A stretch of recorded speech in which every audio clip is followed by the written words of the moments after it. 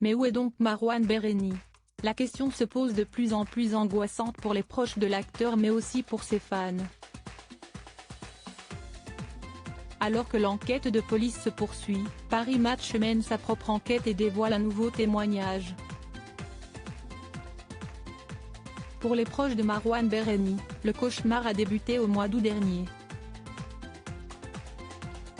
Le 3 août, la Mercedes de près, que l'acteur de Plus belle la vie conduit depuis 8 mois, renverse une femme près du 401 Nightclub Mâconnais. Le choc propulse la victime à plusieurs mètres et lui cause de lourdes séquelles. Le véhicule incriminé prend la fuite sans s'arrêter. Il est retrouvé 2 jours plus tard abandonné. Seuls les papiers et une note de restaurant le relient alors au comédien. Personne, ni victime, ni témoin de l'accident, ni caméra de surveillance, ne peuvent affirmer que c'est lui qui conduisait au moment de l'accident. Entre-temps, le comédien qui était attendu à une soirée ne s'y est pas rendu. Ses proches le cherchent autour de son domicile en vain, tout comme les policiers qui viennent pour l'interroger après la découverte du véhicule. Si certains de ses proches avouent avoir d'abord songé à une fugue due à la peur, ce n'est désormais plus le cas. Au bout de quelques jours, il aurait repris ses esprits et aurait assumé. Ce n'est pas quelqu'un qui se dérobe. Et puis où serait-il allé, et comment? Tout le monde connaît son visage. Depuis ce grave accident, l'interprète d'Adèle est toujours introuvable. Fait inquiétant, le smartphone de l'acteur n'a émis qu'un dernier appel le lendemain, à 13h28.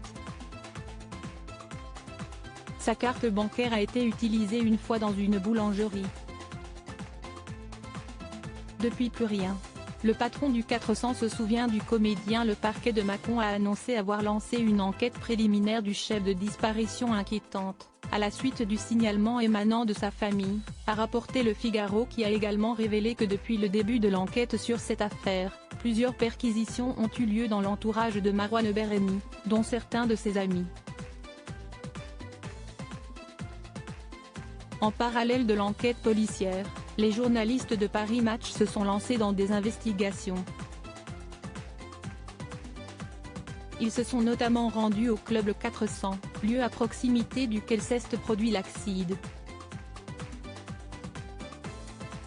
Le patron de la boîte de nuit leur a fourni de nouvelles informations puisqu'il se souvient de l'avoir vu.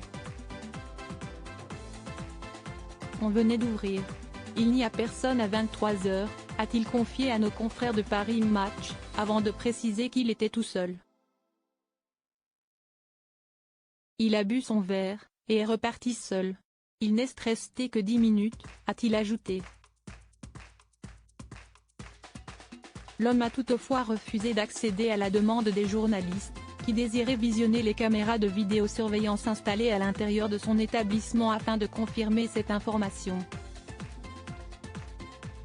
Il a indiqué souhaiter préserver la vie privée de ses clients.